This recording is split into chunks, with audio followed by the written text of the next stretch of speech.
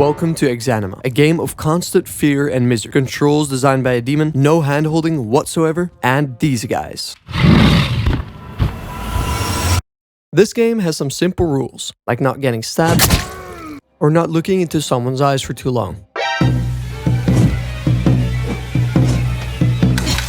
If you've played Dark Souls, you're in luck, because this game is pretty much Dark Souls, but drunk.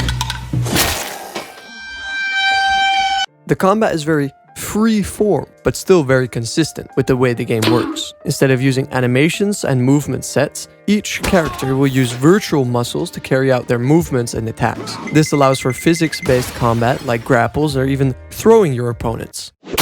With these virtual muscles, the way your character looks actually changes your strength and movement. So if you're a fat fuck, a skinny hobo, or a muscle man, that will change the way you fight and move. The objective of the game is to escape the dungeon by going through all the maps from 1 all the way to level 7. While going through all the maps, you level up your character and equipment. You wake up with nothing. If you look around, you can find yourself a weapon. You wander off into the hallways and you'll quickly run into your first enemy, a zombie. Pull out your weapon and fight for your life. You're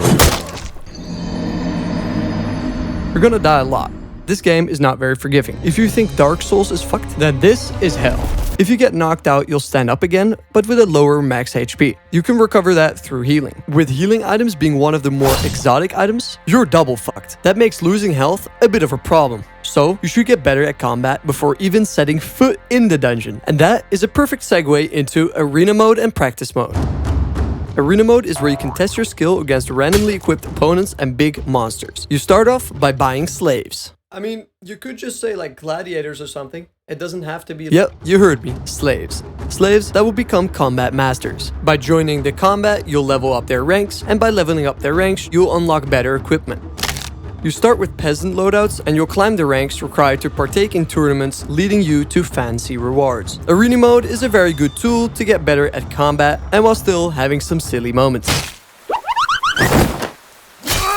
And now that you have become a combat master, you can head back to the dungeon. Now, with these new and improved combat skills, you'll easily make your way through the first 3 dungeons. But the moment you step into that portal on level 3, things change. Now, you're in the real dungeon, with bigger and scarier enemies. I'm not going to take you through the whole game, because I hope you give it a shot. I just wanted to give you a little taste test of the world of Exanima. Thanks for watching, and have a good day. Oh, you thought it was over? Welcome to Hell Mode. A fully community-made modded version of the game with lots of new enemies and more obstacles to get through. Let's just say going through the first map of Hell Mode is a little bit harder than level 6 on the normal game. You should really only play Hell Mode if you've completed the normal game. So, some people call the normal game the tutorial for Hell Mode. Let's just say that I agree.